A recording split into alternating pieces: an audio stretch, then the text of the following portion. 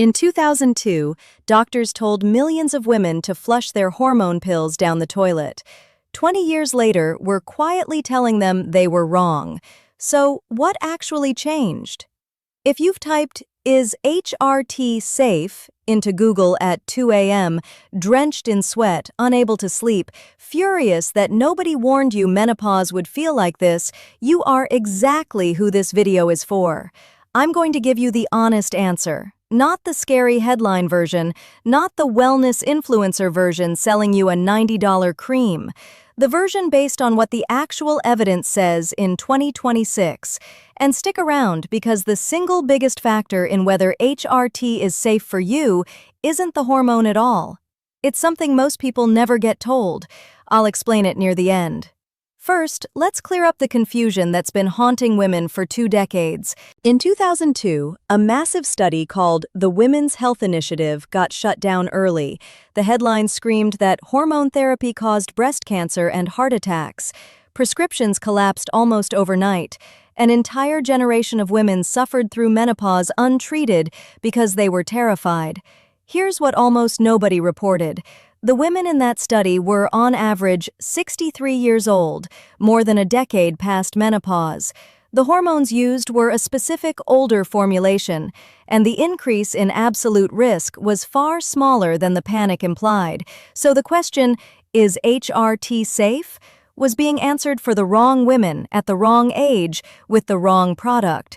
So if the scary study was misread, does that mean HRT is now totally safe? Not so fast, because there's a catch, and timing is everything. Researchers eventually noticed something striking.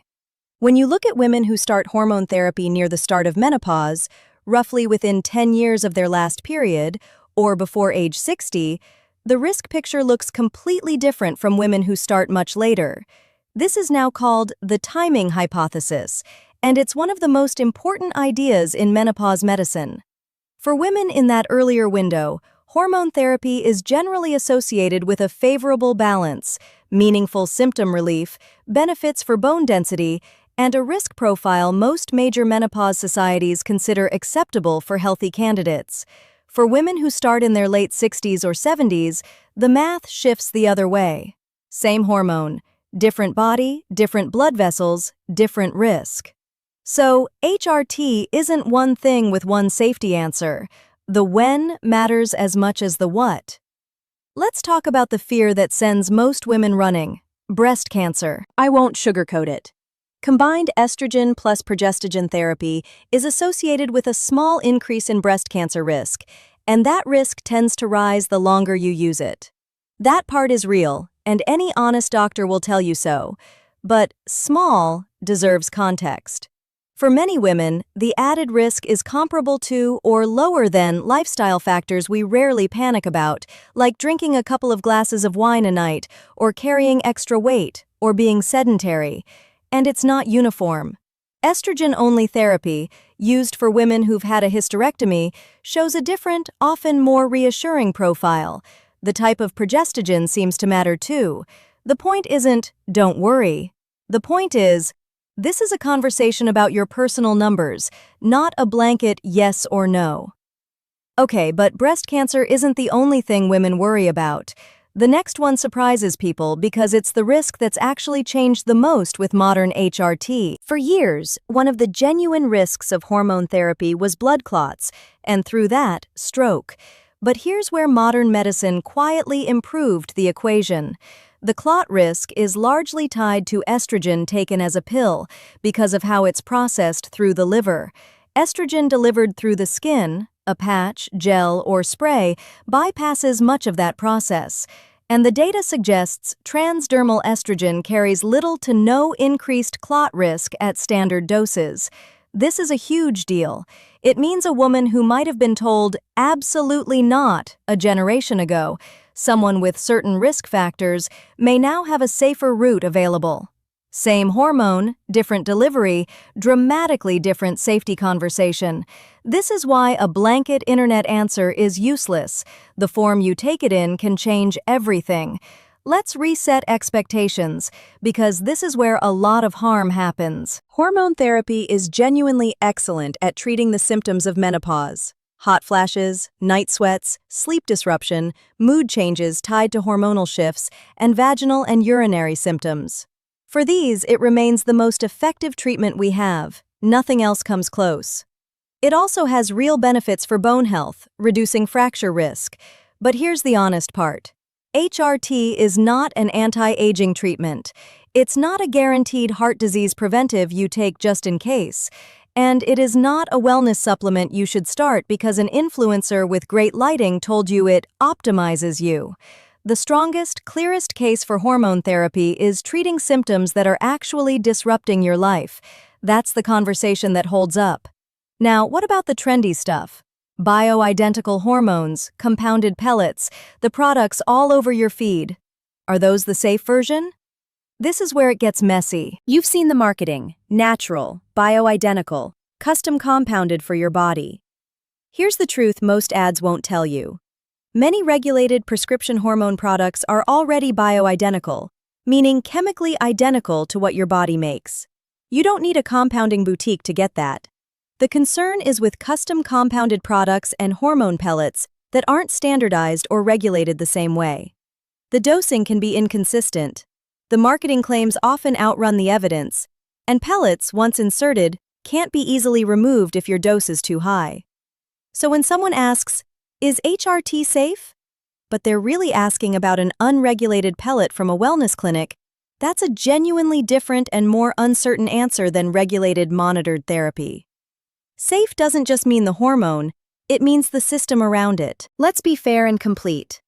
There are women for whom hormone therapy genuinely isn't recommended or needs serious caution.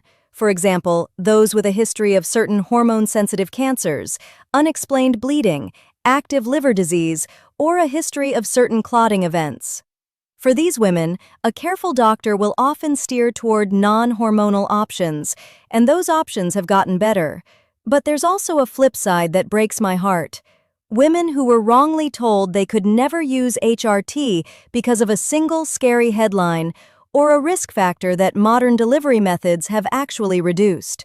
Many of them suffered for years unnecessarily. That's why the answer is never a forwarded article or a Reddit thread. It's a proper risk assessment with someone who knows your history. Which brings me to the one factor I promised at the very start, the thing that matters more than the hormone itself. Here it is. The biggest factor in whether HRT is safe for you is not the hormone, the dose, or the brand. It's you, your age, your timing, your personal and family history, your delivery method, and whether you're being properly monitored over time. Is HRT safe? Is genuinely the wrong question. It's like asking, is surgery safe? Or is driving safe? The honest answer is, for whom, when, how, and compared to what.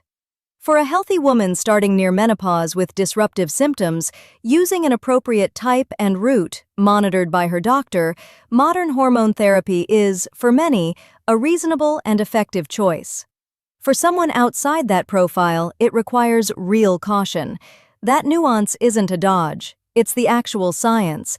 Anyone selling you a flat yes or a flat no is selling you something. So let's bring it home.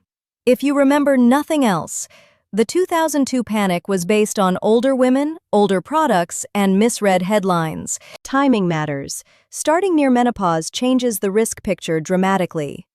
Delivery matters. Transdermal estrogen carries lower clot risk than pills. HRT is best understood as a powerful symptom treatment, not an anti-aging hack.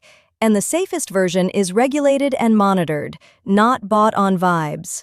You deserve to make this decision from a place of information, not fear. The women who suffered in silence for 20 years didn't lack courage, they lacked an honest answer. So now you have one. If this helped even one piece of the puzzle click into place, the most useful thing you can do is share it with the woman in your life who's been quietly struggling and doesn't know where to start. She'll thank you for it.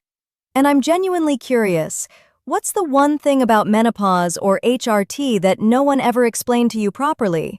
Drop it below. I read these, and your questions shape what I cover next. This video is general information, not personal medical advice, so take what you've learned here and bring it to your own doctor. That conversation is where your real answer lives.